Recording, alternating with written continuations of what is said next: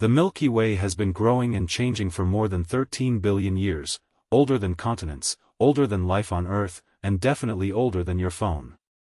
Imagine clouds of gas and dust slowly clumping together like fog turning into raindrops, then igniting into stars that light up whole neighborhoods of the galaxy. You're going to see how these star families form, how collisions and explosions recycle material into new stars and planets, and where our sun fits into that big, messy family photo. First, we'll explain it all in plain language, using everyday examples. Think baking bread for star formation, fireworks for exploding stars, no baffling jargon. By the end you'll understand where the atoms in your coffee came from and get a clear picture of the Milky Way's past, present, and possible future. Stick around, the galaxy's history is stranger, louder, and more dramatic than any soap opera, and it's part of your story too. From primordial gas to galactic seeds. The raw mix left behind after the Big Bang was almost nothing but hydrogen and helium, with a whisper of lithium, and that simple recipe determined how the first structures could form. This gas was everywhere, spread thinly at first, but tiny differences in density, regions slightly denser than their surroundings, let gravity begin to gather matter together.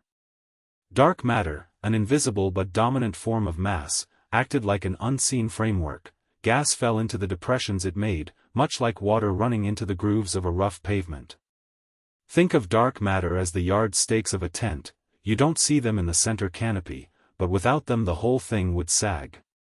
Gas can only clump if it can cool off, and cooling was the bottleneck in those first stages. Pure hydrogen and helium do not radiate heat as effectively as gas with heavier elements, so the earliest clouds relied on slow processes, molecules of hydrogen forming in small numbers and letting the gas shed energy, before collapse could continue. A household example is steam condensing on a cold window. The hot water vapor must lose its heat to become droplets. Without a colder surface, condensation stalls. Similarly, without efficient cooling, gas resists compressing into dense clumps. This is why tiny chemical pathways mattered so much. A few molecules acting as radiators changed the story. Inside the densest pockets, gas pressure fought against gravity in a cosmic tug-of-war, and pockets that one began to fragment into smaller clumps. These fragments were the first seeds of stars and clusters.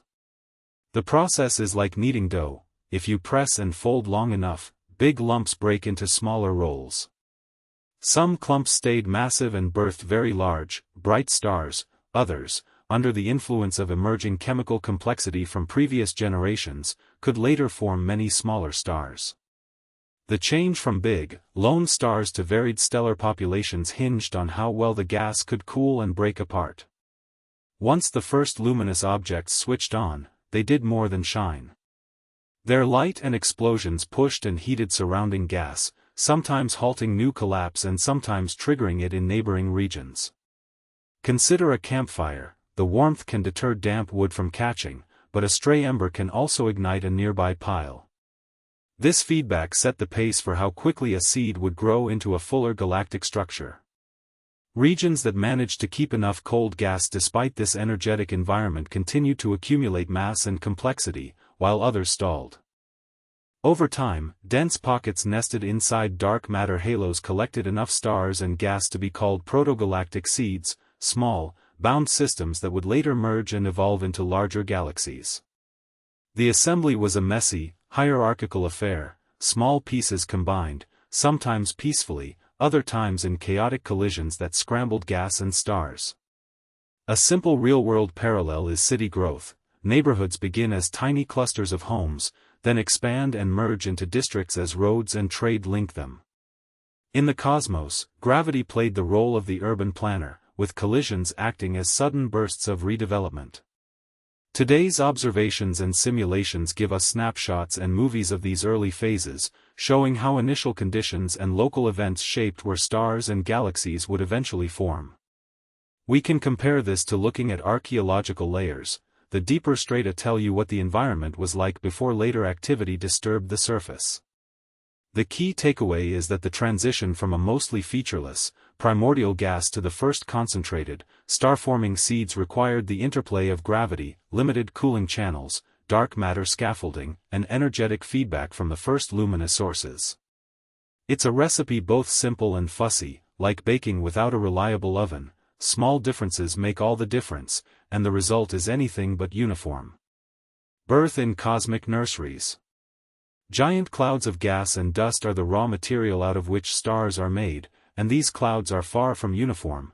They are patchy, wavy, and full of motion. Cold and mostly invisible in ordinary light, these regions hide inside them dense clumps where gravity quietly begins to win. Small bumps in density act like seeds. Once gravity takes hold, a clump pulls in more material, getting hotter and denser as it collapses. Think of it as snow piling into a drift. One small lump can grow into something much bigger if the conditions are right. As the collapse continues, a hot, glowing center forms and a spinning disk often appears around it, fed by inflowing material. Conservation of spin makes the disk flatten, much like pizza dough stretches into a thin circle when a cook gives it a twirl. Disks are important because they are the places where planets later form, and they also channel much of the gas onto the growing young star. In many cases narrow, energetic streams shoot out from the poles of the young object, clearing paths through the surrounding cloud and carrying away extra spin. Those jets are dramatic to look at, and they act like nature's way of saying, "Steady yourself," while the baby star gets organized. Stars usually do not form alone. They tend to come in groups or clusters, from loose associations to compact bunches, and the neighborhood matters a lot.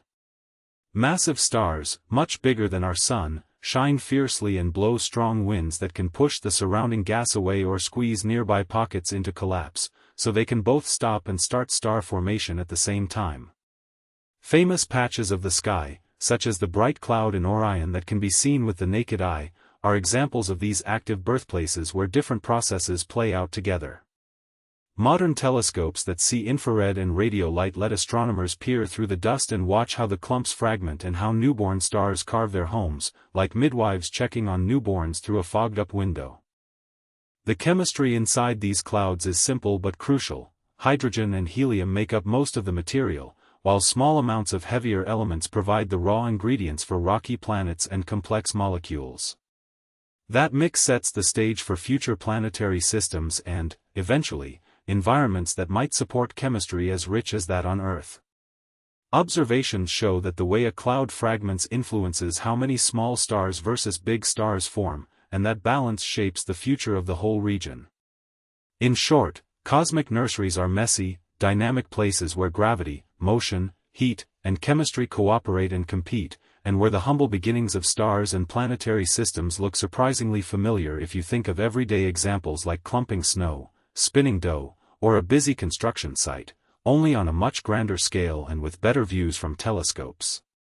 A little noisy, a bit chaotic, and ultimately creative, that's how most stars in our galaxy get their start. The first stars and population third. The universe's earliest stars formed out of gas that was almost nothing but hydrogen and helium, the simplest elements. Without heavier elements to help the gas cool, the collapsing clouds behaved differently than the ones that make stars today. Because cooling was inefficient, pockets of gas tended to clump into far fewer, much larger lumps. Think of it like bread dough that never gets chilled. Instead of many small rolls you end up with a handful of very big buns. These pioneers had almost no metals, which in astronomer speak means any element heavier than helium, like carbon, oxygen, or iron. Metals on Earth show up in cookware, your phone, and in the iron in your blood. In space they act like tiny radiators that let gas cool and break up into lots of small stars. Lacking those radiators, the first stars likely grew to be tens or even hundreds of times more massive than our Sun. They also lived fast and hard. Short lifetimes followed, measured in a few million years, not the billions our Sun will enjoy. In other words, they burned bright and died young, cosmic rock stars if you will. When those massive stars reached the end of their lives they fused heavier elements in their cores and then dispersed them violently. Some exploded as supernovae, scattering the new elements into the surrounding gas like a messy chef tossing ingredients into a pot. Others may have collapsed directly into black holes, quietly locking up matter. Either way, These processes put the first heavy elements into the galaxy, seeding future generations of stars and planets. The result was a gradual shift. The raw material for later star formation contained more of the stuff that helps gas cool and fragment, eventually allowing the formation of smaller stars, planets, and the chemistry needed for life. Direct examples of these first stars have not been found yet, and scientists look for them in several clever ways. One approach is to search for their chemical fingerprints in very old, metal-poor stars nearby. Those stars act like fossils, preserving the pattern of elements made by the earliest explosions. Another is to use powerful telescopes to spot the glow of ancient galaxies where such stars might have formed, hunting for telltale signs in the light. Astronomers are detectives, reading spectra like crime scenes to trace which elements are present. It's painstaking work, but every new observation helps reveal how the first generation changed the galaxy from a simple hydrogen-helium soup into the chemically rich place that would later host planets, life, and everything we recognize. Chemical enrichment, stardust and heavy elements. Stars forge the basic elements by smashing lighter atomic building blocks together in their hot centers, a process that turns hydrogen and helium into carbon, oxygen, and other common elements. This fusion acts like a cosmic kitchen where simple ingredients are cooked into more complex ones under enormous heat and pressure. In medium-sized stars, carbon and oxygen are among the main products, and those elements are exactly the stuff life on Earth uses. Short sentence for emphasis: fusion makes the ingredients. Some heavier elements, however, require much more dramatic conditions than a quiet stellar core. When a very large star ends its life in a violent explosion called a supernova, or when two superdense stars crash together, lots of neutrons zip around and stick to atomic nuclei very quickly. This creates rare, heavy elements such as gold and platinum. Scientists describe the slow building of heavy atoms in aging stars as the S process, which is like adding one bead at a time to a necklace, while the fast, explosive assembly is the R process, more like dumping a handful of beads and hoping they stick. Meteorites carry tiny pre-solar grains that still show the fingerprints of these different factories, and those grains are direct proof that different stellar events make different elements.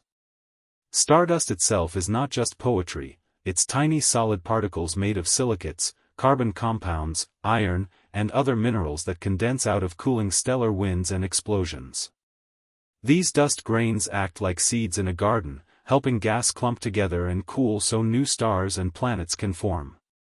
Consider everyday examples. The calcium in your bones was once inside a star, iron in your blood was cooked in stellar furnaces, and the silicon in computer chips comes from the same kinds of materials that form dust around stars.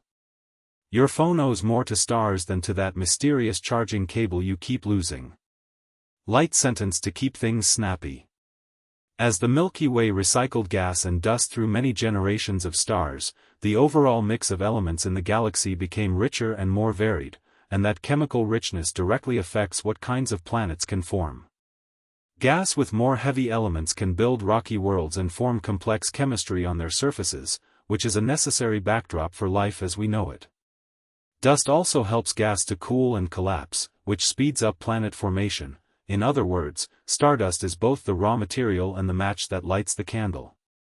A little humor to close: we are literally built from the leftovers of ancient stars, so next time someone calls you a space case, take it as a compliment.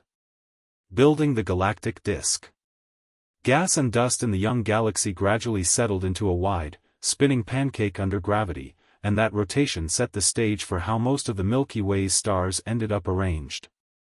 Spinning motion was already present in the raw material, and as the cloud collapsed it kept spinning faster in the same way a figure skater pulls in her arms. This conservation of spin made the material flatten into a disk rather than collapse into a compact ball. Cooling of the gas helped too, because when gas loses heat it can clump together more easily and form cold, dense clouds where stars are born. Think of it like stirring pizza dough. A lump of soft dough spread by spin becomes a thin circle, and the disk of our galaxy formed by similar physics on a huge scale. Two distinct layers show up in that flattened structure, and they tell different parts of the story. One layer is thinner and full of younger, brighter stars along spiral arms where gas is still actively forming new suns. The other is puffier and contains stars that were born earlier or were moved around by collisions and strong motions. It makes the disk thicker. Elements heavier than hydrogen and helium, astronomers call them metals, build up over generations of stars and are more common in the thin, star-forming regions. To put it simply, the thin disk is like the fresh, soft frosting on a cake where new sprinkles keep being added, while the thick disk is more like the denser base layer that shows older ingredients. The galaxy didn't grow in isolation. Smaller galaxies and clumps of gas fell in and merged, dumping in extra stars and fresh material and sometimes stirring the disk like someone dropping a spoon into a bowl. These mergers can thicken the disk, bend it, or make ripples. Picture cars merging into a single lane and sending shock waves through traffic. Internal processes also move stars around. Spiral arms act like gentle traffic jams where stars slow down and gas piles up, triggering star birth, and bars or waves in the disk can push gas inward toward the center. Stars don't always stay where they are born, they drift outward or inward over time, so the disk becomes a mixed neighborhood rather than a set of neat, separate streets. Astronomers read this layered, mixed structure by looking at motions and chemical makeup of stars, which act like fingerprints that point to where a star began. Some groups of stars carry similar chemical recipes, indicating a common birthplace that later spread across the disk. Ongoing star formation, explosions of massive stars, and the occasional delivery of gas from outside keep the disk alive and changing. The result is a dynamic, flat city of stars, mostly orderly rotation with a fair share of cosmic traffic jams, renovations, and surprise deliveries. Funny to think about, but astronomers use these clues to unravel how our galactic neighborhood was built and how it keeps being rebuilt. The bulge, a crowded heart. At the center of our galaxy, a dense knot of stars, gas, and dust crowds together, forming the bulge that gives the Milky Way its bright, packed core. This region hides the supermassive black hole known as Sagittarius A*, a very heavy object that controls the motions of nearby stars without being a visible lamp in the sky. Dust between us and the center blocks ordinary light, so astronomers peer in infrared and radio wavelengths. Infrared is like the heat glow of objects, the same kind of light your electric stove gives off but invisible to your eyes. It's crowded up there, and that crowding changes everything from how stars move to what kinds of planets might form. Many of the stars in the bulge are old and swollen into red giants, but not all of them. Some younger, bright stars still live there in pockets, and the chemical mix of those stars varies a lot. When astronomers talk about metallicity, they simply mean how many heavy elements a star has, elements heavier than hydrogen and helium, and that matters because those heavy elements are the building blocks of rocky planets like Earth. Think of it like baking. A dough with more chocolate chips is more likely to yield chocolate chip cookies. Likewise, a star with more heavy elements is more likely to have solid planets. The bulge contains stars less like a tidy suburban street and more like a bustling downtown, with a mix of types and histories packed into a small area. The overall shape of the bulge is not a perfect ball. It has a bar-like, boxy structure and even intense shape when seen in infrared surveys, which tells a story about how stars moved and shifted over time. In simple terms, the bar is a stretch of stars aligned through the center, acting like a giant stellar corridor. Picture a crowded market where people naturally form lanes to move through. The bar is that lane on a galactic scale. Stars in the bulge follow more random, angled orbits than the nearly circular paths of stars in the galactic disk, so motions there can look messy compared with the orderly spin of the spiral arms. Because stars are closer together in the bulge, gravitational encounters happen more often than in our neighborhood of the Sun. Close passes can nudge or even fling stars into new orbits. Binaries can form or be ripped apart. It's not literal bumping like bumper cars, since stars are tiny compared to the distances between them, but gravitational elbows are a regular part of life. This higher interaction rate also encourages the formation of unusual objects, bright 10th-ray binaries, compact star clusters, and remnants of massive stars that exploded, all of which act like forensic clues for astrophysicists trying to reconstruct the bulge's past. Astronomers study the bulge with a toolkit suited to its conditions: infrared cameras, radio telescopes, and adaptive optics that sharpen ground-based images, much like turning on stadium lights at night. These tools reveal the structure and motions hidden behind clouds of dust and the chaotic glare of densely packed stars. Studying the bulge helps us understand how the Milky Way assembled itself and how central regions of galaxies influence the chances for planets and life elsewhere, because what happens in the core affects material and motion across the whole system. It's a crowded, lively heart, full of complications and surprises, and fortunately it's far enough away that our own planet gets to stay out of the mosh pit. Halo stars and globular clusters. Far from the flat, bright plane where most of the Milky Way's stars sit, a faint, spherical population drifts in more random paths. These halo stars are scattered in a huge, ghostly envelope that surrounds the main disk. They often move on stretched or tilted orbits instead of tidy circles, so one star might plunge toward the disk and then swing back out far above it. In terms of chemistry, they tend to be simple. They contain mostly hydrogen and helium, with far fewer of the heavier elements that planets and people are made of. Think of them as the galaxy's thrift shop garments, worn and plain compared with the newer, flashier clothes found in the disk. Crowded into tight, bright knots within that halo are globular clusters, which are like compact stellar towns. Each cluster holds an enormous number of stars packed into a round ball. The center can be incredibly crowded while the edges thin out. If a typical neighborhood has a block of houses, a globular cluster is the difference between a busy city square and a quiet cul-de-sac. These clusters are tightly bound by gravity, so their stars travel together as a group while the whole cluster orbits the galaxy. They can look like fuzzy beads scattered around the Milky Way when you scan the sky on a clear night. Astronomers read the light from halo stars and clusters to learn their stories. By spreading starlight into a rainbow, scientists can spot chemical fingerprints that reveal what elements are present. This technique is like checking a recipe. If you see less of the spice elements, like iron and calcium, you know the star formed when the galaxy hadn't cooked up many heavy elements yet. Some stars in these groups also behave oddly, appearing bluer and brighter than their companions. These are the so-called blue stragglers, which can arise when two stars merge or one steals material from another. It's the stellar equivalent of someone borrowing energy from a neighbor to run a little faster in a race. Halo stars and globular clusters are useful clues about how the Milky Way assembled itself. Many halo stars show motions and chemical patterns that point to past mergers, small galaxies that came too close and were pulled apart. The shredded remains can form long, thin streams of stars that wrap around the galaxy like breadcrumbs. Globular clusters can survive these encounters and end up tracing the motion of their original homes, so studying them is a bit like examining preserved souvenirs from past meals the galaxy has eaten. That kind of detective work helps astronomers piece together the sequence of events that built the Milky Way. You don't have to be a professional to appreciate them. With binoculars or a small backyard telescope and a dark sky, you can see several bright globular clusters as soft, round patches. They're the kind of celestial objects that reward patience. Looking through a finder and then focusing gently yields a compact sparkle.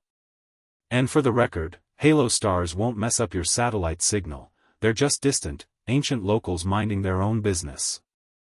Dark matter and the invisible skeleton.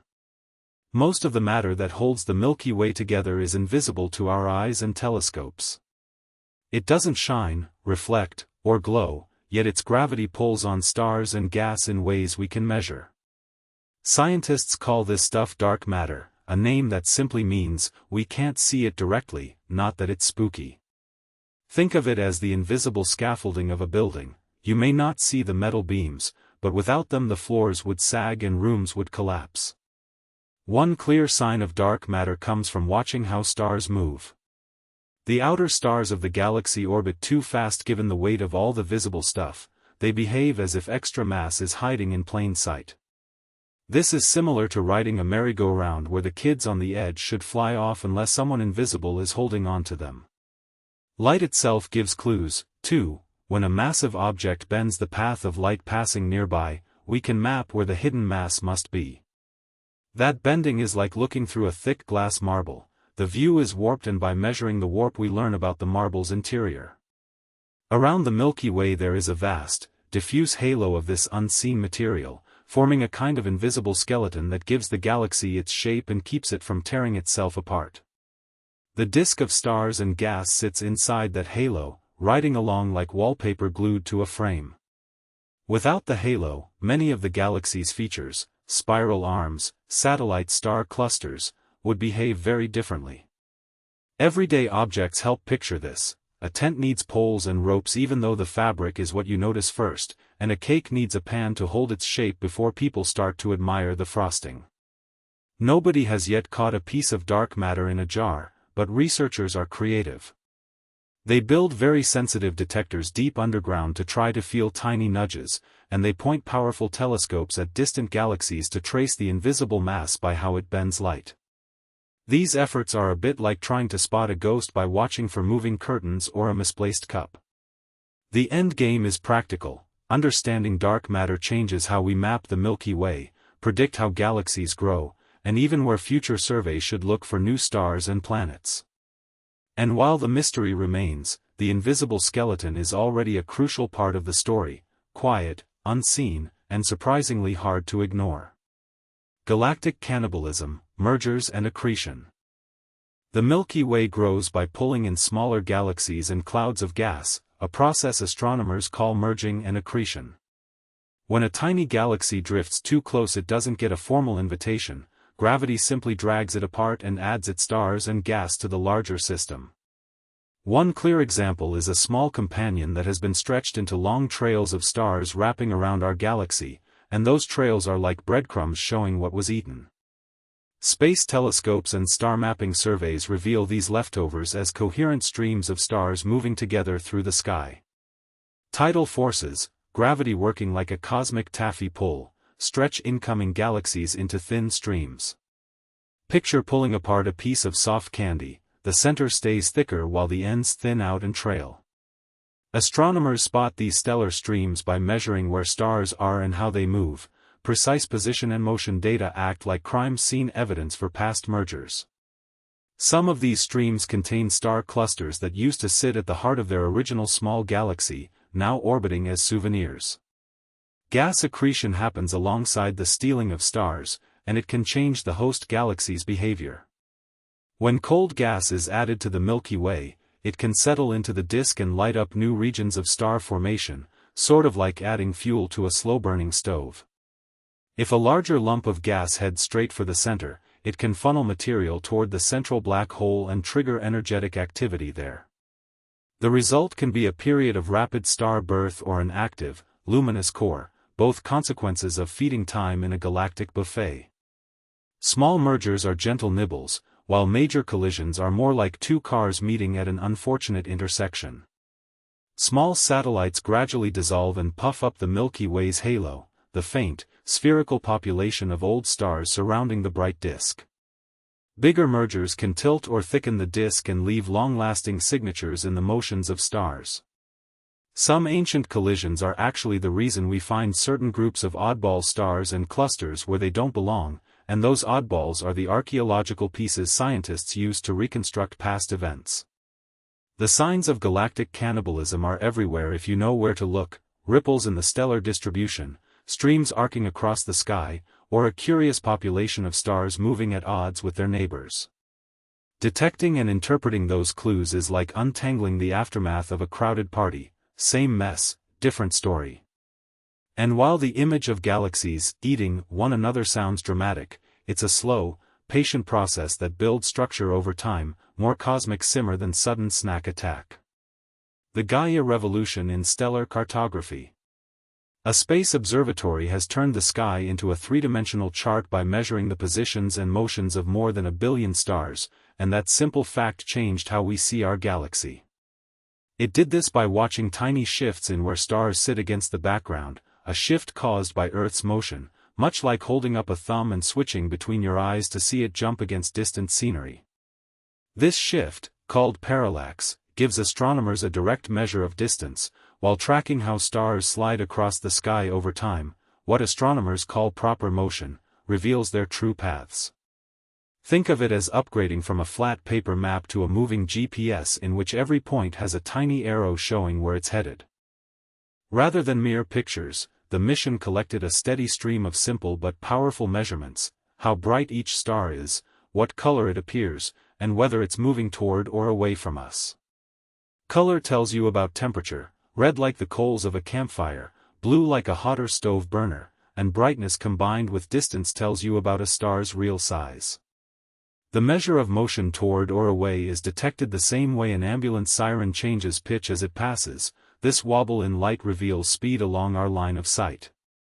All of these pieces together let scientists turn dots into detailed character sketches: tiny, medium, old, young, calm, fast, and everything in between. The practical payoff has been huge for mapping structure. Streams of stars that once looked like faint smudges on the sky suddenly stand out like lanes of traffic, tracing where dwarf galaxies were pulled apart and swallowed by our own. Groups of stars that move together reveal clusters and remnants of ancient gatherings. They show us where stars were born and how they've drifted apart. The overall pattern of the Milky Way's disk was sketched with far more clarity too, exposing bends and flares that are easier to visualize than to describe. From the motion of many stars you can also feel the invisible tug of extra mass, what scientists call dark matter, because orbits betray how much gravity is doing the pulling, even when nothing visible is there to see. Picture leaves swirling faster than expected on a pond because an unseen fan is blowing. The leaves tell you the fan exists. On the ground, professionals and hobbyists both got better tools overnight. Telescopes point more accurately when they have a polished, three-dimensional star catalog to lock onto. That helps everyone, from people hunting faint galaxies to those tracking a small asteroid that might be on an odd path. For exoplanet hunters, knowing the host star's distance and size is crucial. It's like knowing the wattage and distance of a lamp before guessing how bright a bug looks next to it. Catalogs also make it easy to predict when a star will pass in front of another, allowing precise timing that can reveal hidden companions or rings, and even measure sizes of distant objects like tiny moons or asteroids. Scientists use the improved map to test their ideas about how galaxies form and change, and the data feed into computer simulations that aim to recreate a realistic Milky Way. Unexpected finds keep turning up too: stars that are racing out of the galaxy like cosmic sprinters, unusual variable stars blinking in odd patterns, and even nearby small bodies of the solar system spotted serendipitously. The revolution is both technical and human: clearer distances, better motions, more complete catalogs, and fresh surprises that make astronomers grin the way people do when they find an extra fry at the bottom of the takeout bag. It's a practical, ongoing overhaul of our sky map that keeps giving, with plenty of room for delightful cosmic humor. Mapping our galaxy across the spectrum. Neutral hydrogen quietly broadcasts a radio whisper that astronomers use to trace the Milky Way's large-scale shape. That whisper is a specific radio signal at a wavelength of 21 centimeters, and by listening to it across the sky scientists can map where hydrogen gas sits. Doppler shifts, the same effect that makes an ambulance siren change pitch as it passes, tell us whether that gas is moving toward us or away, so maps become not just pictures but movies of motion. Radio arrays link many dishes together like a choir of microphones to sharpen the image. The combined result lays out spiral arms and the broad swaths of gas that fuel future stars. Dusty regions that block visible light glow in the infrared, and that glow reveals stars still wrapped in their birth blankets. Infrared light is basically heat you can't see, and special detectors catch it. Think of a thermal camera showing warm people through fog, while an ordinary camera would only see darkness. Molecules also help. Carbon monoxide shows up easily at radio and submillimeter wavelengths and acts like a fluorescent sign for molecular hydrogen, which is harder to spot directly. Together, these observations let astronomers find the cold, dense clouds where new suns are born, much like spotting steam clouds over a boiling kettle gives away where heat is concentrated. Optical maps show the bright population of stars and the dark lanes carved out by dust. Certain colors of visible light, such as the red H-alpha glow, pinpoint regions where hydrogen gas is lit up by newborn, hot stars. Ultraviolet light focuses attention even more narrowly on the hottest, bluest young stars that live fast and leave bright fingerprints. On the other end of the spectrum, 10th rays and gamma rays light up only the most extreme places, where gas is heated to millions of degrees, or where compact objects like black holes and neutron stars slam matter into violent endings. Our atmosphere blocks most ultraviolet, 10th ray, and gamma radiation, so telescopes have to go above it, which is like sending cameras into space when you want to catch lightning flashes the ground can't see. Layering all these maps gives a much fuller picture than any single wavelength can. Astronomers stack radio gas maps, infrared dust maps, optical star maps, ultraviolet hotspots, and high-energy streaks into color composites, assigning visible colors to otherwise invisible light. It's a bit like layering weather radar, satellite images, and street maps to understand a storm's effect on a city. That combination reveals not only where things are but how they move and interact. Gas flows into spiral arms, hot young stars light up their neighborhoods, and high-energy sources carve holes in surrounding clouds. When rotation speeds of gas and stars are charted across those maps, the motions don't behave as if only the visible stuff were present, implying additional unseen mass that shapes the galaxy's dance. Practical mapping across the spectrum also guides follow-up work. A radio clue points observers to a cloud worth probing in the infrared, and 10th ray flash flags a compact object for optical study. Everyday analogies help make it real, using different camera filters when taking photos at a concert, or switching between GPS and a compass while hiking, except astronomers are swapping electromagnetic bands instead. The result is a multi-layered atlas that shows both the serene and the violent, where stars quietly form, and where extreme physics lights up the Milky Way's more exotic corners. A galaxy seen this way feels less like a static picture and more like a living, moving map, and that is exactly what modern surveys and telescopes aim to capture. Spiral arms, density waves, and star formation.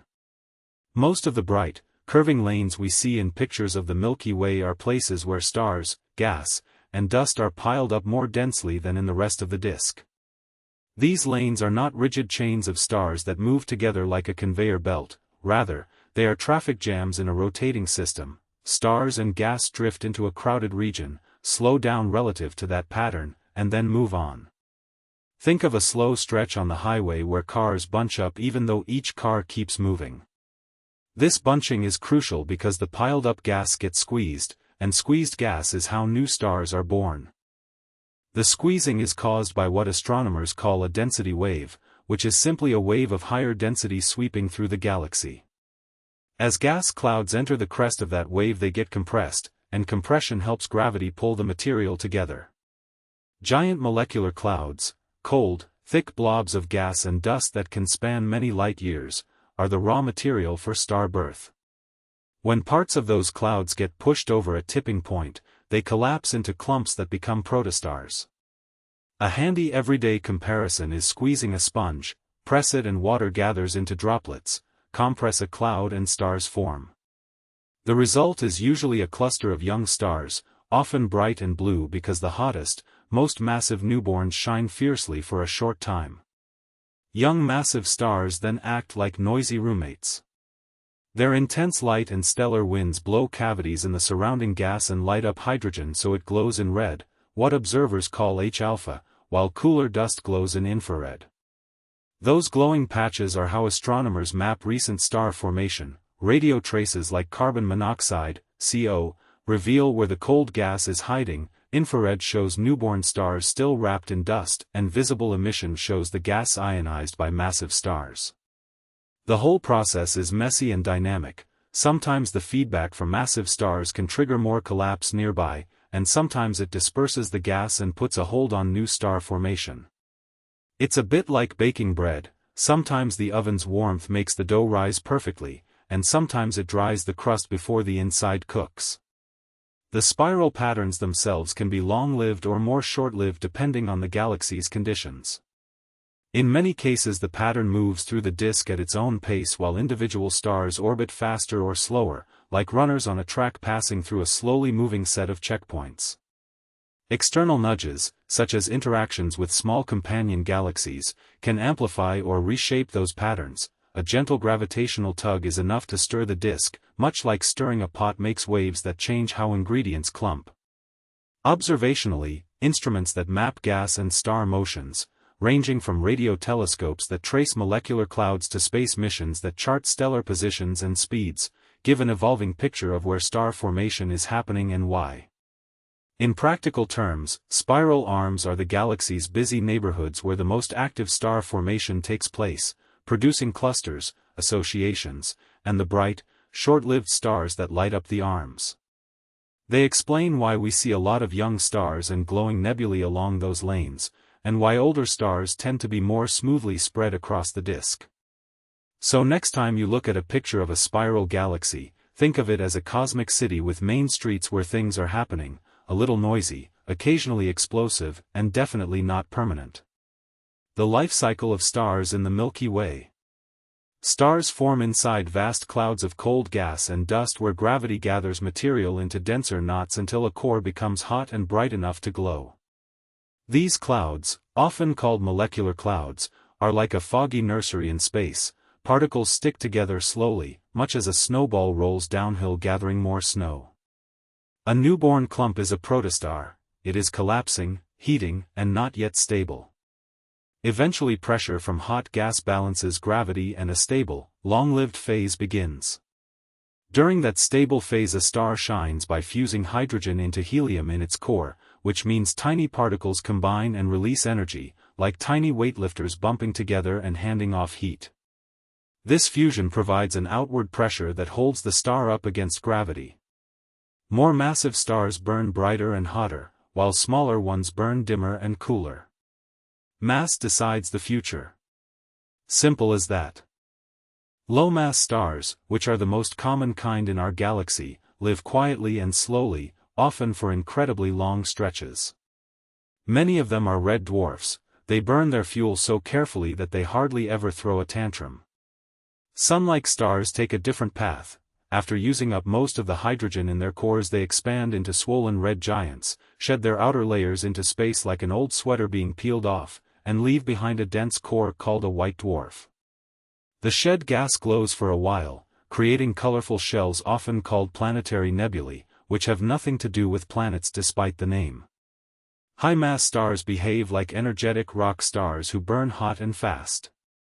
They fuse heavier elements in a series of core layers, producing elements such as carbon and oxygen along the way. When their core can no longer support the weight, the collapse reverses violently and a supernova explosion occurs, a spectacular end that throws newly made elements into space. That blast can leave behind a neutron star, an object so dense a teaspoon would weigh more than a mountain, or a black hole, where gravity wins outright and light itself struggles to escape. This continuous cycle, clouds forming stars, stars making heavier elements, and stars returning gas back into space, drives the Milky Way's evolution and the mix of materials that later generations of stars and planets inherit. Star formation tends to be most active in the galaxy's spiral arms where gas is denser, kind of like neighborhoods with more construction sites. Over time, repeated generations of stars enrich the galaxy with heavier elements. Without that recycling, planets and life as we know it wouldn't exist. And yes, stars can be messy roommates. They toss off layers, explode, and scatter the building blocks for new worlds. Supernovae, neutron stars, and stellar remnants.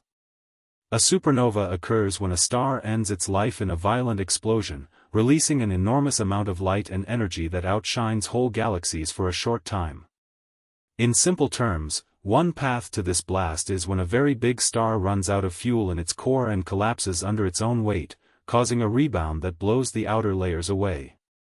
A different path happens in a close pair of stars where one star steals material from its partner until a critical point is reached and the whole thing ignites in a thermonuclear runaway. Think of it like a pressure cooker finally giving way, or a pot of spaghetti boiling over after someone leaves the stove on, except much louder and brighter. These explosions do more than make pretty fireworks in the sky. Heavy elements such as carbon, oxygen, and iron are forged in the heat of a supernova and then scattered into space, where they later become part of new stars, planets, and even living organisms. The iron in Earth's core and the calcium in your bones both owe their existence to those stellar blasts. Astronomers can also use certain kinds of supernovae as cosmic measuring sticks because some explode with very similar brightness, making them useful for estimating distances across the galaxy and beyond. It's like finding identical light bulbs at different distances and judging how far away they are by how dim they look. What's left behind after a supernova depends on the original star's size. Smaller dead stars become white dwarfs, dense, slowly cooling embers.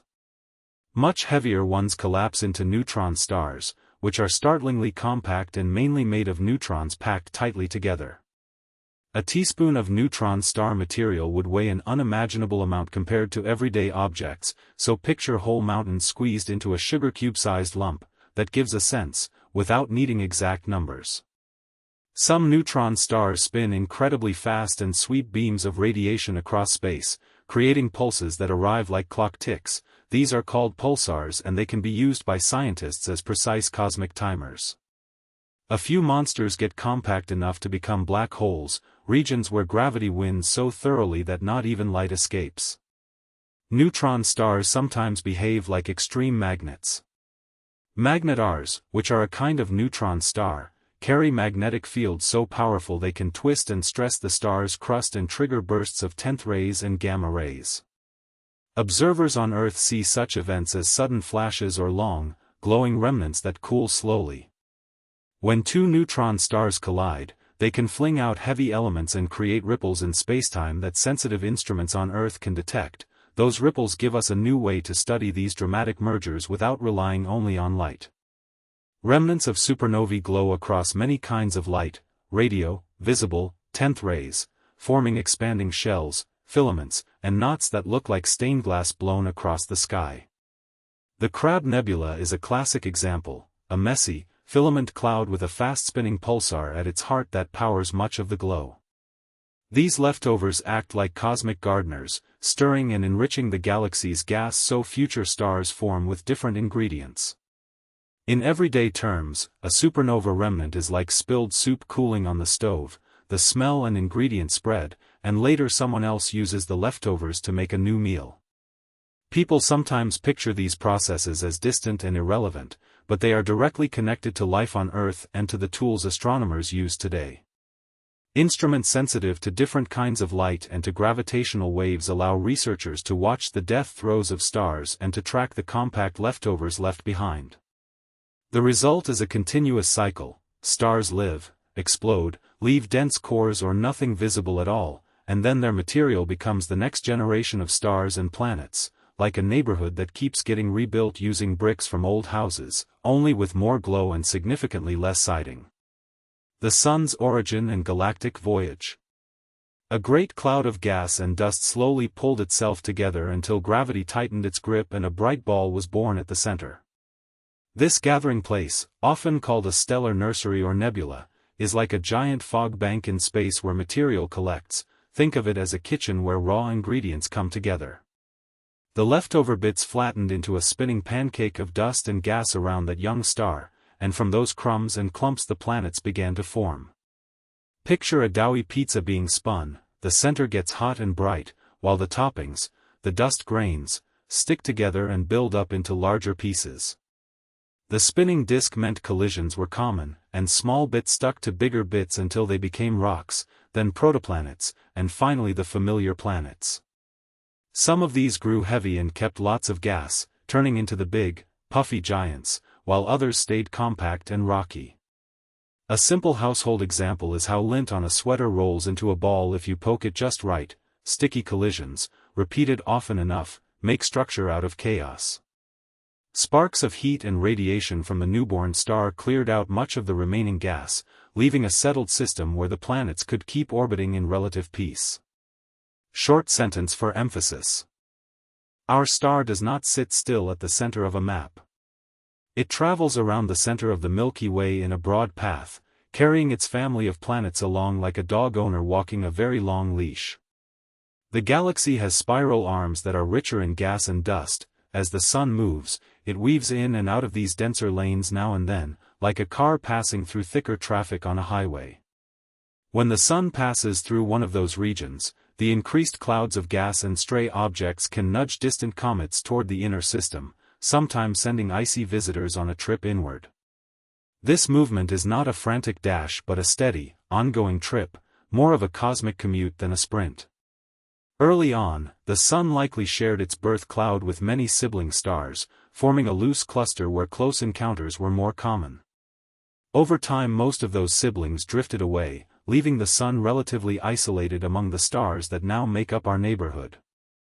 Out at the edges of the system lies a distant shell of icy bodies, often called the Oort cloud, and passing stars or the galaxy's tides can tug on those objects, sending a comet toward the inner planets.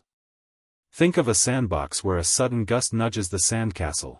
A tiny shove at a great distance can have visible results much closer in.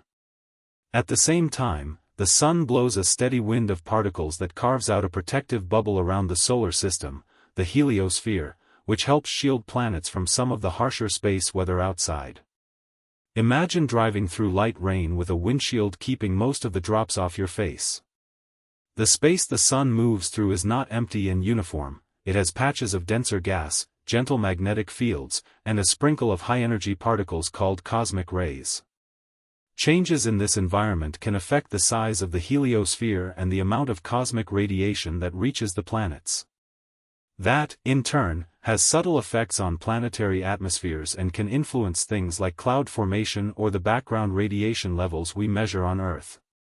Scientists trace the Sun's path by watching nearby stars and mapping their motions, building a kind of galactic GPS that helps us understand where we've been and where we're headed. The Sun's voyage is a slow but ceaseless journey, and we're all along for the ride, seatbelts optional, curiosity required. Planet formation and prospects for life. Clouds of gas and dust around young stars condense into a thin, spinning pizza of material where planets begin to form.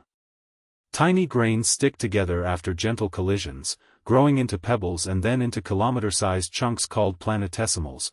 Picture dust bunnies in a cosmic laundromat that somehow turn into house-sized rocks. As these bodies collide and merge, gravity helps the bigger ones attract more material and carve out orbits, slowly building full-sized planets. This slow, messy process is driven by simple physics, collisions, sticking, and gravity, and it explains why rocky worlds form close to a star while gas giants tend to be farther out where ices can survive and help things grow fast. Some planets grow by piling up solids until they're massive enough to pull in thick envelopes of gas, making gas giants. Other large clumps can form quickly when parts of the disk collapse under their own weight, which gives astronomers two main ideas for how big planets appear. Planetary migration is another wrinkle. Forming planets can move inward or outward as they interact with the surrounding disk, and that can place them in very different environments than where they were born. That's one reason we see hot Jupiters, giant planets roasting close to their stars, which would have been hard to imagine from a still picture view of a young planetary system. An atmosphere and a steady source of heat are key to whether a planet can host life as we know it. Liquid water requires the right pressure and temperature, so a planet's distance from its star matters, but so do its atmosphere and internal heat. A strong magnetic field helps shield a planet from energetic particles that can strip an atmosphere away. Earth's magnetic shield is one reason our air and oceans have endured. In contrast, a thin or eroded atmosphere leaves a world exposed and dry, like a garden left unwatered. Internal recycling, for example, plate tectonics, can refresh a planet's surface and climate by moving material and recycling gases, and that steady maintenance makes a difference for long-term habitability. Life on Earth teaches the most hopeful lessons. Microbes thrive where you might least expect them, deep under the seafloor, inside acidic springs, and around hydrothermal vents that would make a human scream and run. These extremophiles show that life can rely on chemical energy rather than sunlight, which opens the possibility of ecosystems beneath ice shells or under the surface of dry planets. Icy moons with hidden oceans, such as those that spit water into space from cracks, are exciting because they mix liquid water, energy from tidal flexing, the stretching and squeezing from gravity, and chemicals that can feed life. Even a faint plume of water vapor sampled by a passing spacecraft could reveal organic molecules or salts, the kind of breadcrumbs scientists love to follow. When astronomers search for life beyond Earth, they look for atmospheric signatures and direct signs of chemistry out of balance. Gases like oxygen and methane together can hint at biological activity because they tend to react away unless continuously replenished. But caution is essential. Geological processes can also make some of the same gases, so context matters.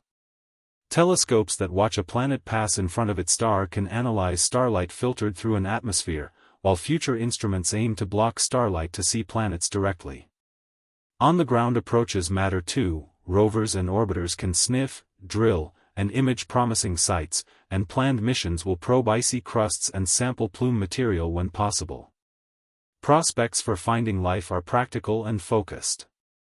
Look where liquid water and a source of energy overlap, whether that's in a temperate rocky world around a calm star or a hidden ocean warmed by tidal stresses. Small, hardy life is the most likely candidate. Even bacteria would rewrite our understanding of life's reach. The tools at hand are getting sharper, and each new atmospheric detection or plume sample refines the search. It's a careful, steady detective story, sometimes thrilling, sometimes frustrating, but the clues keep piling up, and the universe is proving to be a very busy place. The supermassive black hole at the center. At the center of the Milky Way sits a compact, extremely heavy object called Sagittarius A star. It lies roughly 26.0 light-years from Earth and contains about 4 million times the mass of our Sun, packed into a space so small that its gravity rules nearby motion. Astronomers detect it as a bright radio and infrared source, and they gave it the star-like name with an asterisk that hints it's a special kind of object. Think of a black hole in plain terms, a region where gravity is so strong that nothing that crosses a certain boundary can escape, not even light. That boundary is often called the point of no return, which is an easy picture, like a waterfall. Once a boat goes over the lip, turning back is not an option. Inside that boundary the rules get extreme, and while physicists use fancy words to describe it, for most of us it's enough to know that matter gets crushed into a much smaller space than any regular star.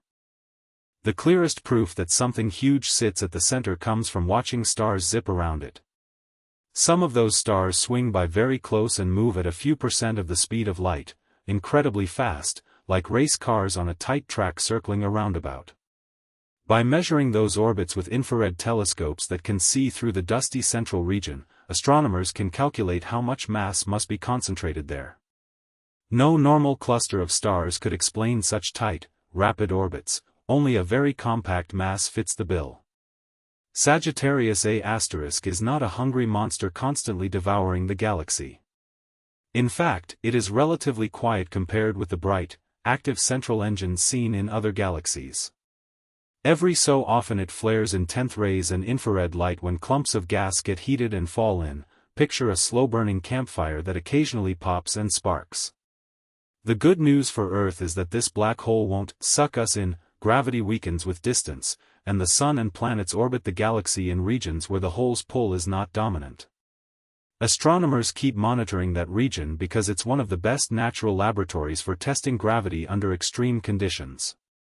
Precise tracking of stellar orbits checks whether Einstein's rules hold true near such strong gravity, and radio interferometers combine signals from telescopes across the planet to reveal the glowing ring of hot material around the hole. It's a bit like using a giant, worldwide camera to peer at a very small target. The techniques are clever, and the results help refine our understanding of how the universe works, with a dash of cosmic drama and occasional flaring that keeps scientists, and the rest of us, entertained. Sagittarius A*: Observations and Mysteries. At the center of our galaxy lies a compact, extremely heavy object that stands out in radio waves and controls the dance of nearby stars. Astronomers call it Sagittarius A*, a name that sounds like a mysterious radio station. By watching stars whip around it like cars on a roundabout, scientists know there must be several million times the mass of the Sun packed into a very small volume, so compact that normal matter behaves strangely nearby. One well-studied star swings close enough to feel strong gravity, and the light from that encounter changes slightly in color, which tells us the gravity is doing something that matches Einstein's ideas. Short fact: the motion of those stars is the clearest evidence we have that something very dense and heavy sits at the center. Telescopes look at this region in many different kinds of light, radio, infrared, and 10th rays, because each one reveals a different layer of behavior.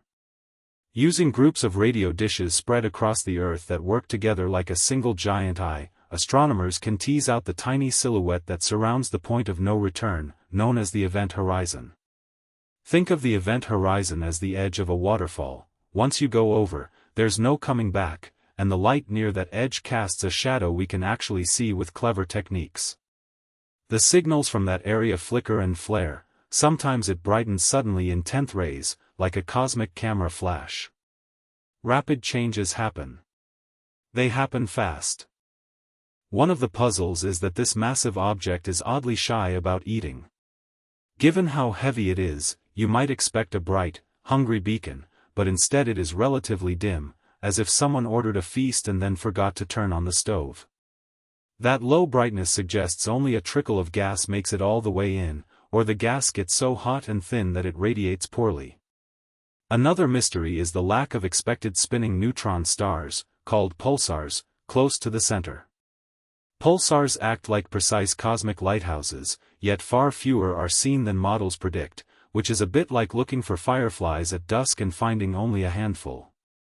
Clouds of gas sometimes behave oddly too. A few objects that looked like simple blobs survived encounters that should have shredded them, hinting there might be hidden stars or compact cores inside. Observations continue to refine our understanding and raise new questions at the same time. Long-term tracking of starlight and flares tests gravity in extreme conditions and keeps theorists busy inventing explanations that can be checked with better data. Future observations aim to find the missing pulsars and to watch more flares up close, like waiting for the next surprising spark in a campfire. It's useful work. Knowing how our galaxy's heart behaves helps explain how galaxies grow and change, and it reminds us that the universe has a sense of humor, on a very grand scale. And no, it won't reach out and steal your Wi-Fi. Stellar populations and galactic archaeology. Some stars act like tiny time capsules, keeping a record of the gas they formed from, and by reading those records astronomers can piece together how our galaxy grew. Stars born in the flat, rotating disk of the Milky Way tend to be richer in elements heavier than helium. Astronomers call those elements metals, even though that sounds like a rock concert. The Sun is one of these metal-rich disk stars. Older stars in the round halo and in dense groups called globular clusters usually have fewer heavy elements, showing they formed when the galaxy had not yet cooked up as many chemical ingredients. Spectroscopy is the main tool for reading stellar recipes, and it works a lot like comparing ingredient lists. Each element leaves a pattern of dark lines in a star's light that acts like a barcode. A long explanation: split the light into colors and examine the exact positions and strengths of those lines to measure whether a star has lots of iron, calcium, oxygen, or only trace amounts. Short version: it's a stellar grocery receipt. Because different kinds of stars make different elements, massive stars explode and scatter oxygen and magnesium, while certain explosive white dwarfs make lots of iron. The mix of elements in a star tells you which generations of stars contributed to the gas that formed it. Kinematics, the motions of stars through space, is another chapter in the story. Stars that were born together tend to share similar orbits, while those stolen from satellite galaxies show up as coherent streams slicing through the halo. Think of it like traffic patterns. A new housing development yields cars that travel similar routes, while a parade of visitors leaves a more distinct, curving line. By combining motion with chemistry, astronomers can tell whether a star was likely born in the Milky Way or arrived from a smaller galaxy that got torn apart and absorbed. Stellar ages add a final, crucial layer. Dating a single star can be tricky and often uncertain, but groups of stars, clusters, can be dated more reliably, giving anchor points for the timeline of galactic growth. The search for the very first stars, which should have formed from pure hydrogen and helium and therefore carry no metals at all, remains a detective story. Such metal-free stars are predicted to have been very massive and short-lived, so astronomers look instead for their fingerprints in the chemical makeup of later generations. A neat analogy: if you can't find the original recipe, you look for dishes that clearly followed it. Large sky surveys now provide the maps needed for this kind of galactic archaeology, supplying precise positions, motions, and chemical fingerprints for millions of stars. It's a bit like moving from local history told by a few elders to having access to census records, letters, and receipts for an entire country. Challenges remain: age estimates have uncertainties, faint stars are hard to measure, and some chemical signatures can be altered when a star swallows a companion, but progress keeps coming. And yes, reading the Milky Way's family album can be as satisfying as finally finding the source of a strange heirloom. You learn where things came from, why they look the way they do, and sometimes get a good story to tell at dinner. Chemical tagging and tracing ancestry. Stars that form from the same cloud of gas inherit nearly the same mix of chemical elements, and that mix acts like a fingerprint. Astronomers read those fingerprints by splitting starlight and measuring which wavelengths are missing or dimmer, a bit like scanning a barcode at the grocery store. If two stars show very similar patterns of elements, not just one or two but a whole suite of them, they were most likely born together, even if they are now light years apart. This is why chemistry, rather than just position, is so powerful for tracing stellar ancestry. Certain elements are especially useful because they come from different kinds of stellar factories.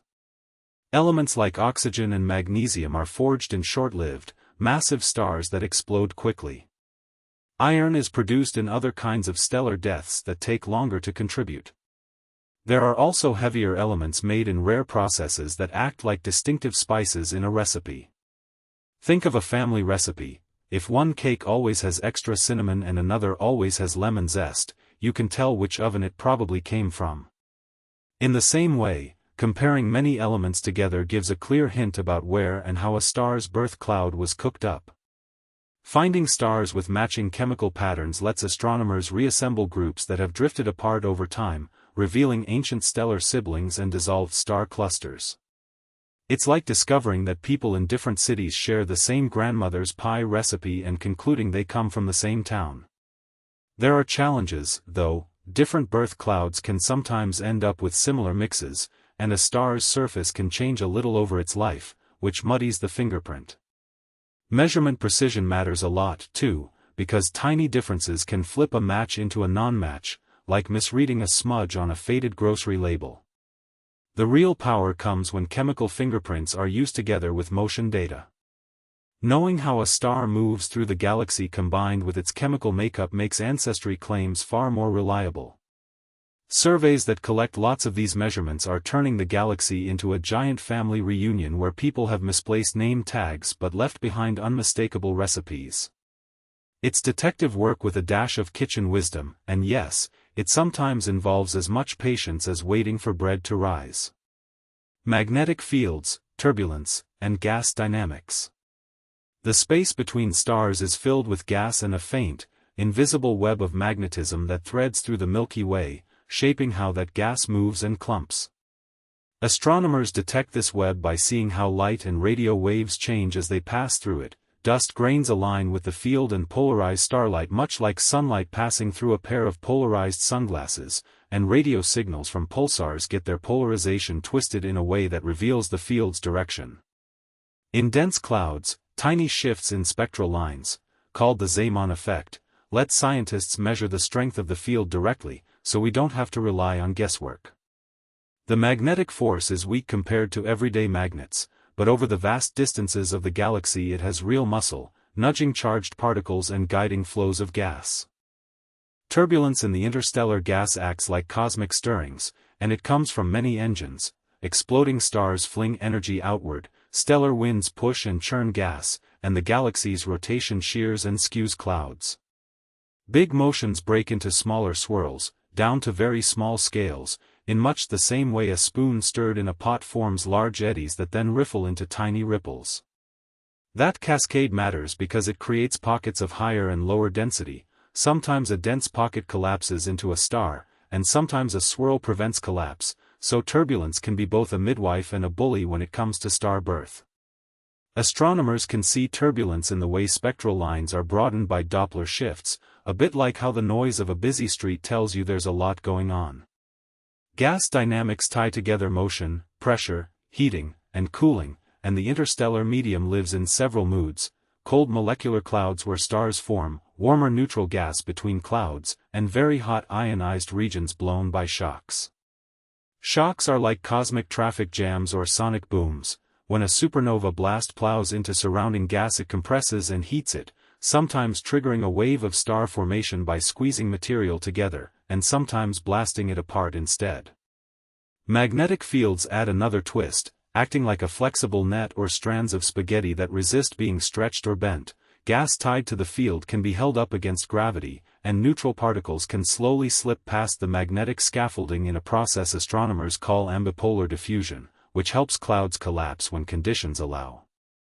This interplay determines whether a clump of gas becomes a new star or gets recycled back into diffuse space. Observations tie these pieces together. Maps of polarized dust emission trace the field geometry and often show filaments of gas aligned along or across the magnetic direction, while radio maps of synchrotron light reveal cosmic ray electrons spiraling around field lines and thus expose the large-scale pattern. Instruments that image cold clouds have revealed long, thin filaments that appear everywhere stars form, and those filaments often show a relationship with the magnetic field direction, sometimes parallel, sometimes perpendicular, hinting that both turbulence and magnetism are artists at work. Cosmic rays, themselves trapped and guided by magnetic fields, act like a subtle heater and catalyst in the gas chemistry, changing how clouds cool and how molecules form. In short, the Milky Way's magnetic fields, turbulence, and gas dynamics are a three-way tug-of-war that sculpts the galaxy structure and decides where stars will light up next, and like any good weather system, it keeps astronomers watching the sky with equal parts seriousness and delight. Cosmic rays and high-energy phenomena. Tiny, fast-moving particles from space constantly pass through the Milky Way and strike anything standing in their way. Most of these particles are bits of atoms, single protons, helium nuclei, or heavier scraps, racing at nearly the speed that light travels. They are called cosmic rays, which is a fancy name for energetic space litter, and when they slam into gas or dust they can knock loose other particles, creating a spray of secondary bits like a splash of pebbles from a thrown stone. Many of the galaxy's fireworks act as particle accelerators. Exploding stars leave behind shock waves that push and bounce particles to higher and higher speeds, much like tossing a ping-pong ball between two moving paddles until it shoots off. Spinning neutron stars, known as pulsars, fling out winds of charged material, and compact objects that swallow matter can spit out narrow, powerful jets. Each of these places gives particles a kick. Some of those kicks are gentle, others are the cosmic equivalent of a bull in a china shop. When a high-energy particle finally meets a cloud of gas, dust, or the thin air around a planet, trouble ensues. Collisions fragment the original particle and create showers of new particles that stream outward in all directions. On Earth this looks like a cascade of tiny visitors. Some of them, like muons, are able to penetrate deep underground and even pass through you while you read a book. Think of it like a cosmic rain. Most drops get stopped by the roof, our atmosphere, but a few drips still make it to the basement. Scientists catch these showers with a variety of tools. Ground arrays spread detectors over wide areas to sense many little hits and reconstruct the original particle's path. Satellite instruments and detectors on high-altitude balloons sample the weaker, lower-energy visitors before the atmosphere has a chance to break them up. There are also underground labs that hide beneath rock so they can listen for very rare signals without the noisy background. If detectors were mosquito nets, some would be big and spread out, and some would be tiny and specialized, each one good at catching a particular kind of critter. These energetic particles and bursts of radiation have practical consequences. Sensitive electronics on satellites and high-flying aircraft can suffer glitches when a single energetic particle flips a bit, like a tiny lightning bolt turning your phone into a briefly confused toaster. Airline crews and frequent flyers receive a slightly higher dose of radiation compared with people on the ground because they spend more time above most of the atmosphere. At the scale of everyday life, the planet's magnetic field and thick air do a pretty good job of acting like sunscreen and an umbrella, keeping most of the troublemakers at bay. High-energy light, gamma rays, is another signature of violent processes in the galaxy. Gamma rays are simply very energetic photons, a form of light so powerful our eyes cannot see them but space telescopes can. When cosmic rays slam into gas, or when matter swirls near a black hole, gamma rays can be produced like invisible camera flashes. Telescopes that sense these flashes map out where the hottest action is happening in the Milky Way and help point researchers toward the most extreme neighborhoods. Cosmic rays are also useful as messengers.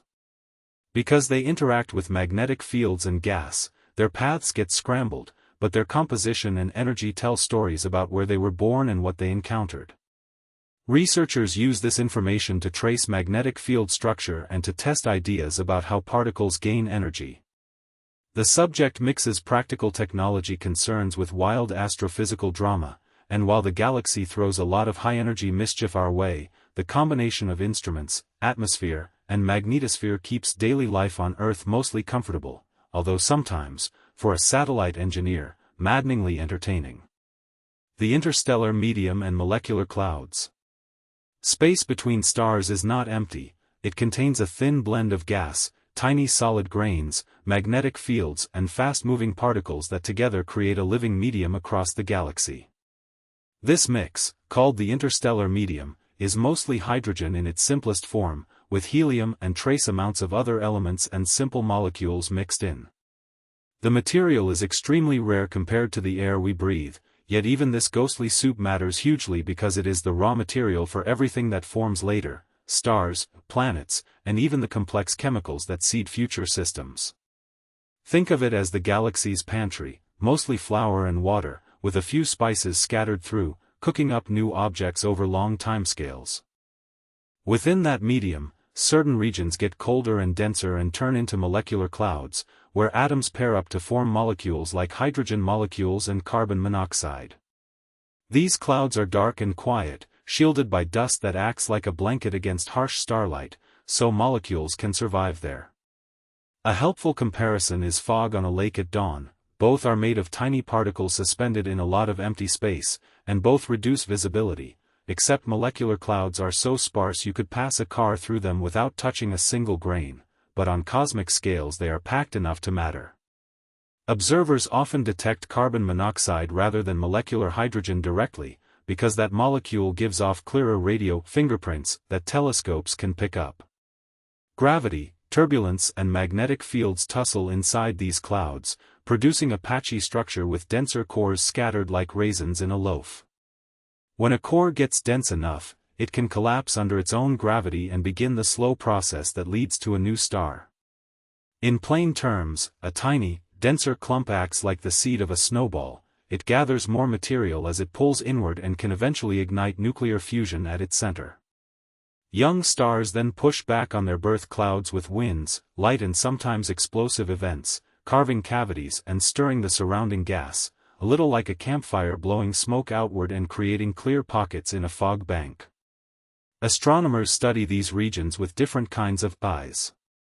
Radio telescopes map molecules, infrared instruments reveal the warm dust that hides inside, and visible light studies use starlight filtered through the clouds to learn about what's between. Facilities such as large radio arrays can show filamentary strands and dense knots that optical telescopes miss. In the chemistry lab of space, simple molecules like water, ammonia and methanol are found in these cold pockets, and dust grains serve as tiny surfaces where molecules assemble, a bit like dew forming on a windowpane and then reacting with whatever landings there. The interstellar medium and molecular clouds are central to the galaxy's recycling program. Stars form from this material, change it through nuclear processes, and return enriched gas and dust back into the medium when they shed layers or explode. That returned material alters future clouds, making successive generations of stars and planets chemically richer. So the tiny grains and wisps of gas between the stars are not mere leftovers, they are the active workshop of the galaxy, slow and patient, creating new structures in ways that can be both elegant and surprisingly messy, like baking bread in a kitchen where the dough occasionally sparks little fireworks. Satellite galaxies and streams. The Milky Way is surrounded by many smaller companion galaxies that orbit it like moths around a porch light. Some are big enough to be seen with the naked eye from the southern hemisphere. The large and small Magellanic Clouds are the show-offs of the group. Others are tiny, faint smudges made of a few million stars or even less, and they often sit quietly at the edges of our galaxy's reach. When gravity pulls on a smaller galaxy, stars can be stripped away and stretched into long, thin rivers of stars. These rivers are called streams. The Sagittarius stream is a dramatic example. It originated from the Sagittarius dwarf galaxy and now wraps around the Milky Way like a loose scarf. Then there are slimmer threads such as GD1 and the Palomar 5 tails. The latter comes from a globular cluster, which is basically a very tight ball of stars being peeled apart. The orphan stream is aptly named because astronomers haven't clearly found its parent galaxy, so it floats along like a lost sock. Astronomers find these structures by counting stars, measuring how they move, and checking their chemical makeup. The Gaia Space Telescope gives precise motions of millions of stars, which help separate a stream from the background. Telescopes on the ground measure the speed toward or away from us, while spectrographs read the elements inside stars, their chemical fingerprint. Stars born in the same small galaxy share a similar recipe of elements, so matching that recipe is like matching a family tree. These streams are more than pretty patterns, they are tools for mapping the Milky Way's invisible mass. The galaxy's gravity, including the contribution from unseen stuff called dark matter, shapes where streams go and how they look. Small gaps or kinks in a stream can hint that a dense clump of dark matter or a passing object disturbed it, a bit like a passing car making ripples in a puddle. The Large Magellanic Cloud itself is massive enough to tug on nearby satellites and streams, changing their paths in ways that astronomers must account for. Some satellite galaxies still form new stars and hold gas, while many tiny ones are full of older stars and are quiet. The Tarantula Nebula, a huge star-forming region, lives in the Large Magellanic Cloud, which shows the contrast between lively and sleeping companions. Other dwarfs, like Draco or Fornax, are more like retirement communities for old stars. Studying both kinds gives a rounded picture of how small galaxies work and how they die. In practical terms, satellites and streams are laboratories for understanding how galaxies grow by swallowing smaller neighbors. They teach us about star formation, about how chemical elements spread, and about the shape and lumpiness of the Milky Way's invisible halo. And if you like a cosmic detective story with a side of pastry imagery, think of streams as breadcrumbs left by galaxies that got lost during a storm. Follow them and you learn where they came from and what passed by to make them look the way they do. Predictions: the future collision with Andromeda. Astronomers expect the Milky Way and the neighboring Andromeda galaxy to come together and merge in the distant future, a prediction based on careful measurements of how both galaxies are moving through space. Telescopes have tracked a steady approach using light shifts and tiny sideways motions across the sky, which tell scientists that gravity is slowly drawing the two spirals toward each other. This is not a wild guess, it's based on real data collected by space observatories that measure motion like a cosmic radar.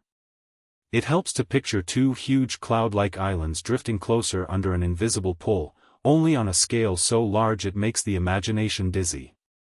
Gravity is the main player in the encounter. It bends orbits and stretches the galaxies into long, graceful shapes called tidal tails.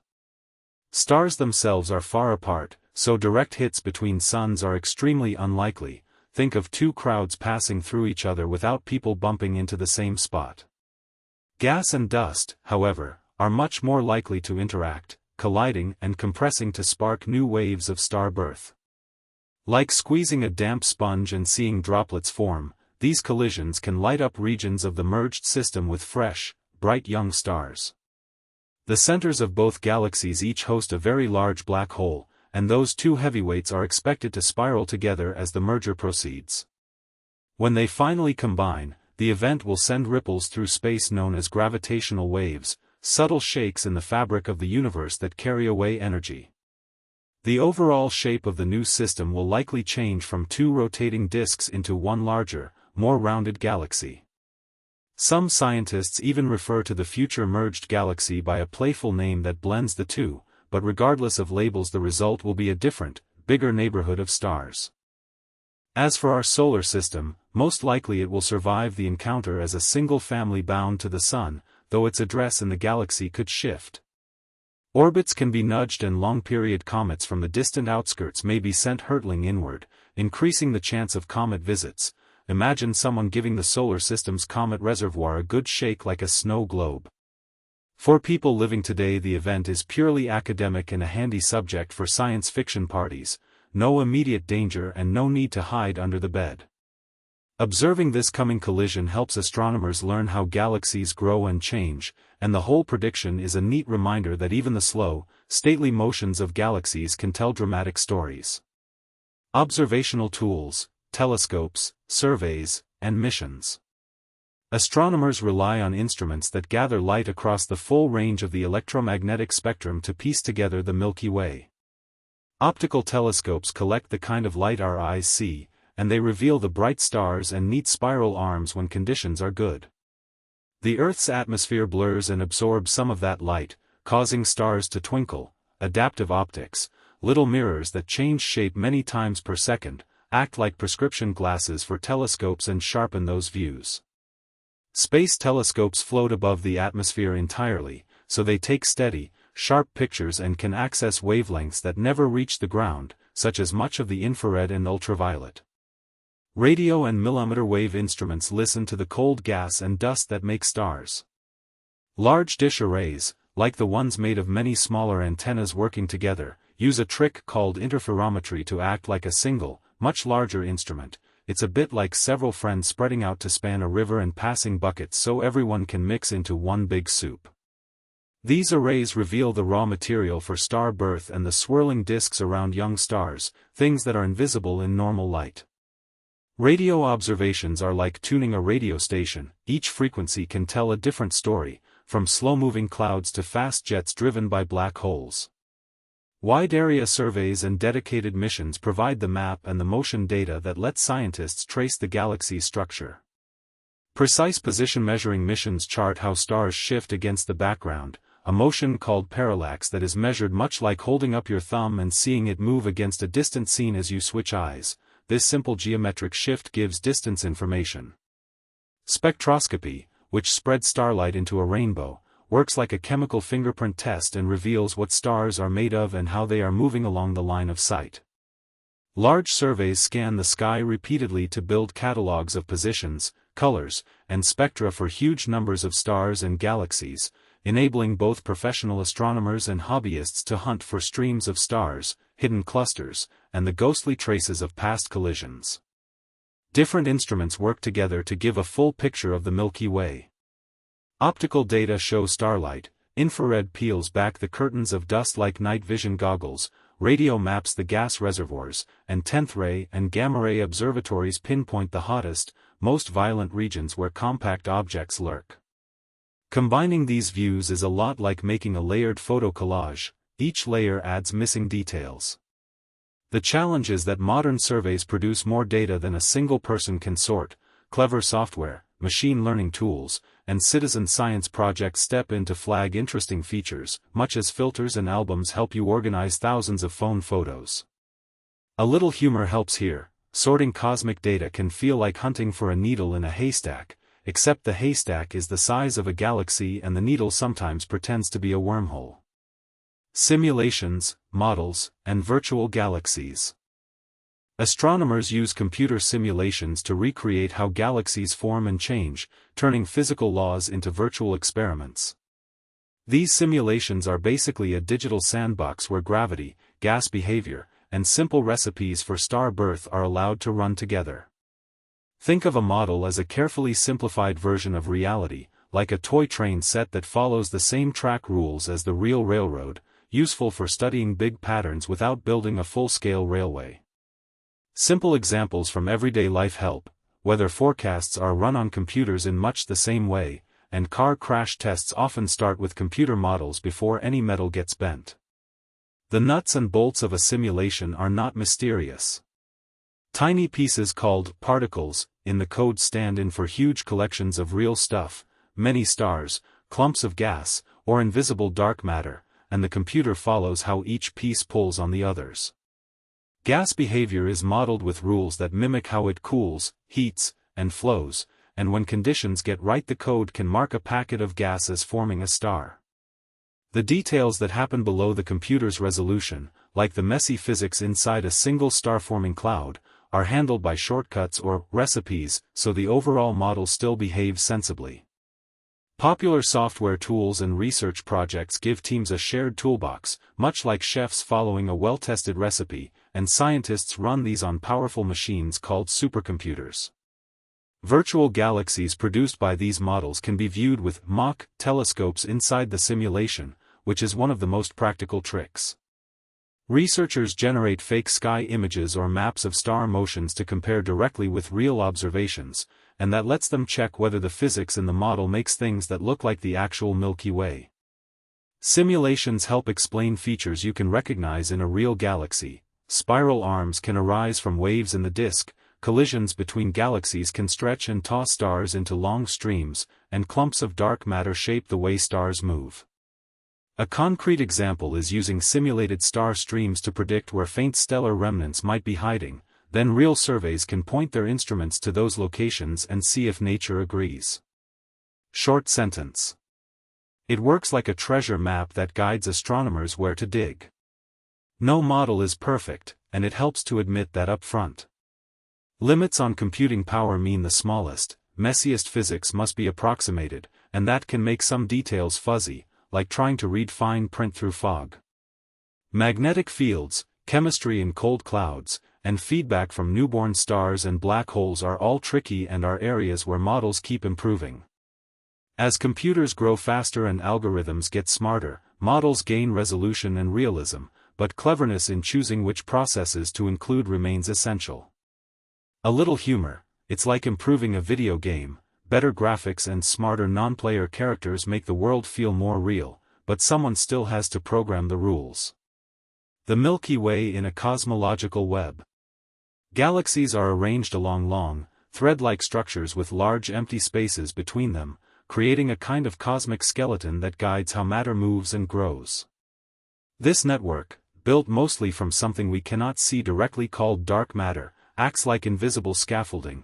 Dark matter pulls ordinary gas and dust into the same strands, and those gathers become the places where galaxies form and evolve. You can think of filaments as cosmic highways funneling material toward intersections, where groups and clusters of galaxies pile up. The Milky Way sits on one of those strands, sharing a neighborhood with the Andromeda Galaxy and many smaller companions, and that neighborhood itself is part of a larger grouping of galaxies known by scientists. In plain terms, our galaxy is not alone in a random spot of space, it lives in a community, with traffic, slow and fast, of gas and small galaxies moving along the nearby filament toward denser hubs. Picture rivers that carry nutrients to a town. The rivers are the filaments and the town is a collection of galaxies. The flow brings fresh material for new stars, or it can strip gas away if the environment is too busy. Where filaments meet, gravity forms crowded hubs that can stop galaxies from growing the same way as lonelier ones.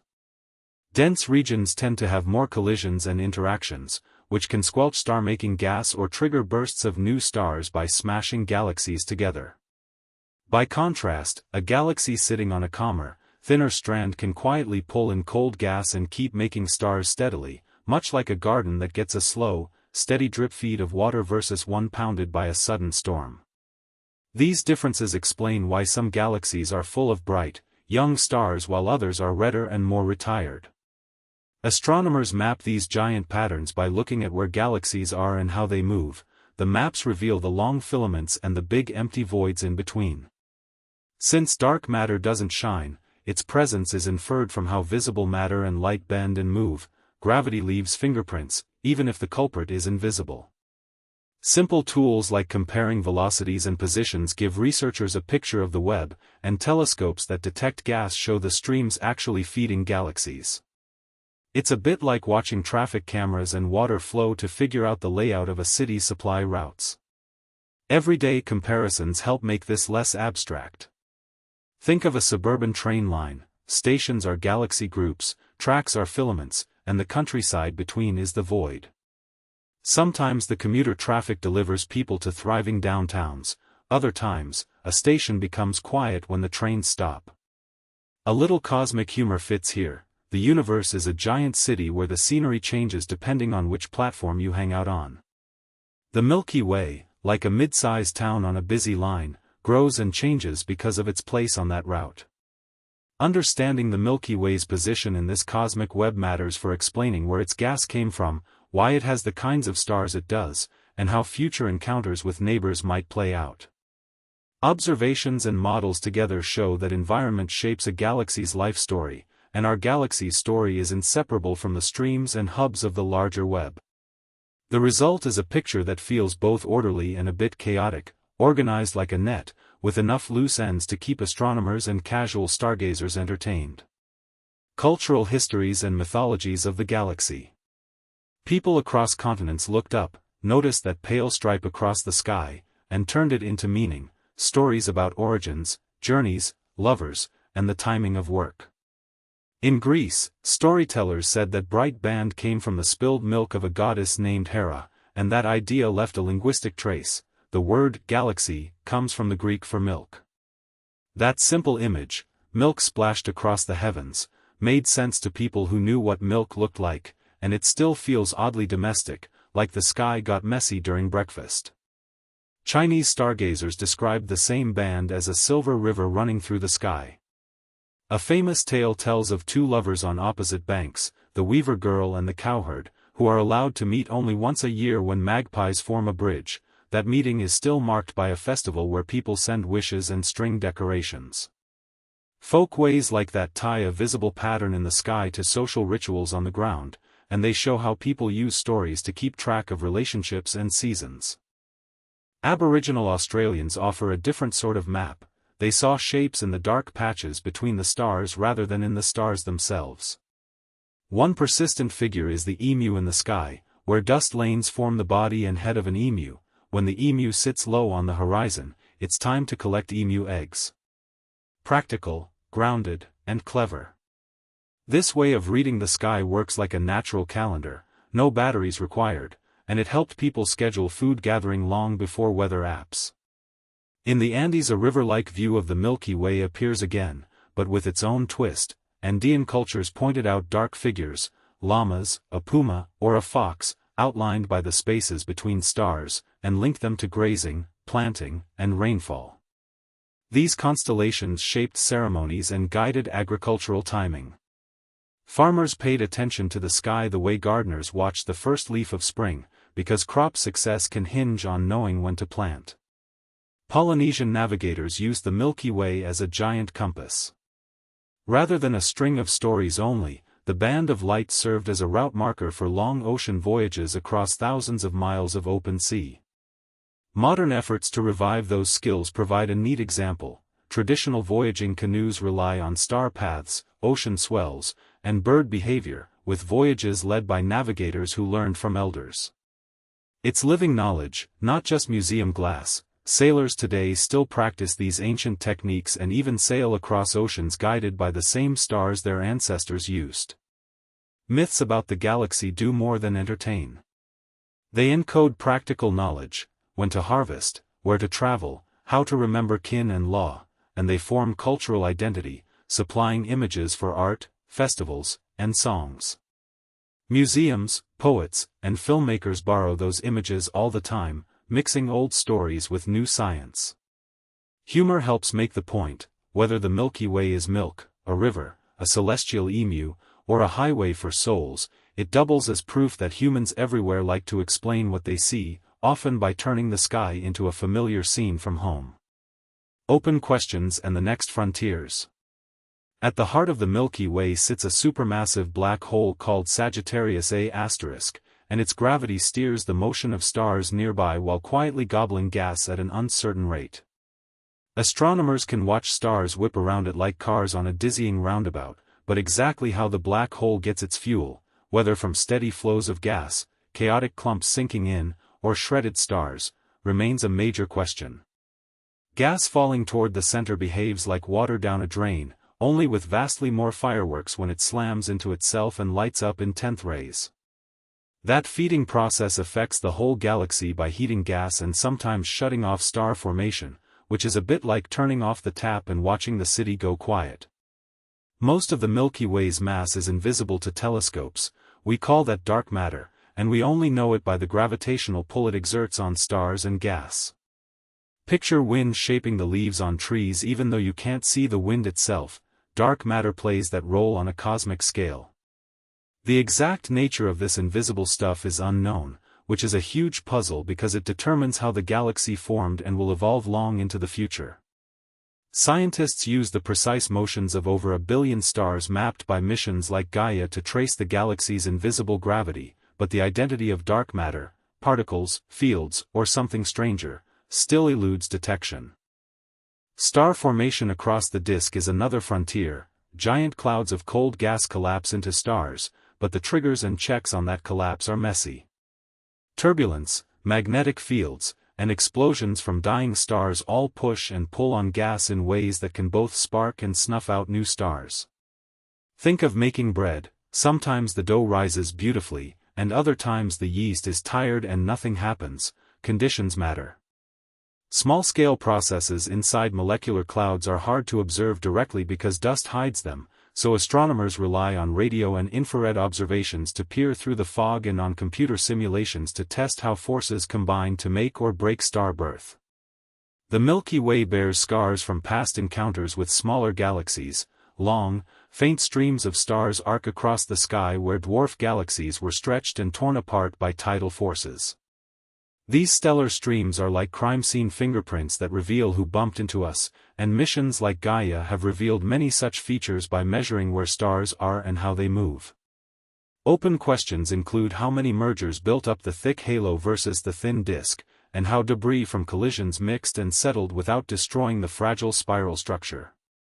Certain named streams are well studied, but weaker, older streams hide in the noise and may yet change our picture of the galaxy's assembly. New tools and smarter analysis are the next frontiers that will push answers closer. Infrared telescopes can see through dust to reveal hidden stars. Giant ground telescopes and radio arrays will map gas and magnetic fields with finer detail. Pulsar timing and other techniques aim to catch the subtle ripples of very massive black hole pairs, while machine learning helps sift enormous star catalogs for faint patterns. It's like upgrading from a blurry map scribbled on a napkin to GPS with live traffic. Suddenly you can track tiny motions and subtle flows that were invisible before. Solving these puzzles matters beyond academic curiosity because the conditions that shape our galaxy also influence where planets form and how hospitable environments become. Better understanding of gas flows and past collisions tells us where heavy elements congregate, and that in turn affects planet-building materials. The Milky Way still has many secrets, and teasing them out will require patience, clever instruments, and a bit of cosmic detective work, plus the occasional lucky break, which astronomers treat like finding a parking spot in a crowded mall. So, to wrap up, the Milky Way began as a clump of gas and invisible stuff that acted like glue, slowly growing into a spinning city of stars. It has a bright crowded center, graceful spiral arms where new stars pop up like cookies in an oven, and a faint halo of old stars and star clusters. Stars are factories that make the elements in your body, the iron in your nails, and the calcium in your bones, all cooked and scattered over billions of years. At the center sits a massive, quiet beast that keeps the neighborhood in check, and far beyond, other galaxies drift and sometimes bump into us like awkward relatives at a reunion. You live on a tiny speck in one arm of that vast city, a comforting and humbling place, like living in a quiet suburb of a giant metropolis. Remember the big ideas: birth from gas and invisible glue, structure of arms and bulge, stars making elements, and slow cosmic interactions that keep the galaxy changing. If this journey through our home made you smile or sparked a question, hit like, subscribe, and tell us what surprised you in the comments. First love reading them. Next time we'll watch the Milky Way's future, a slow-motion collision with Andromeda and what that might mean for our cosmic address. Until then, keep looking up, it's still one of the best free shows in town.